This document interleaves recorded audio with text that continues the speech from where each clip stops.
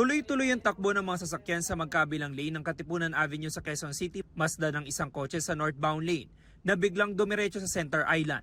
Sa lakas ng pagkakabangga, bumaliktad ang kotse at umikot pa. Maya-maya pa kita rin sa CCTV ang paglabas ng lalaking driver mula sa kotse at ang iba pang sakay nito.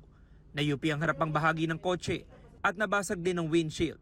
Ayon sa mga responding taga-barangay, sakay ng kotse ang 44 anyos sa lalaking TNBS driver at 3 babaeng pasahero. Yung driver, tumamo siya ng mahabang sugat sa ulo.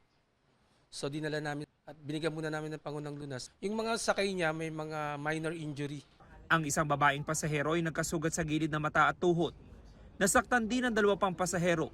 Magkakatrabahong 3 na galing Mandaluyong at pauwi na sana sa Quezon City. Naakala ko na naginip lang ako na parang gumugulong ako. Tapos pag ayun na, nagsisigawan na kami 3 sa loob. Paano kayo nakalabas? Gumapang kasi may usok siya saka parang amoy gas, amoy kuryente, parang gano'n. Before noon, along Katipunan, muntik na rin kaming bumangga. Hindi na nakunan ng pahayag ang driver, pero base sa kanyang salaysay sa mga taga-barangay, Tinanong namin siya kung ano yung saninong pagkakabangga. Sabi niya lang, napapikit siya dahil sa kakulangan ng tulog, parang gano'n. So hindi naman siya under ng alak, implements ng alak. dahil sa aksidente, mahigit 1 oras na gimabagal ang usad ng mga sasakyan sa northbound lane ng Katipunan Avenue. Inimbestigahan ng QCPD Traffic Sector 3 ang insidente. Nagkaareglo naman daw ang 2 panig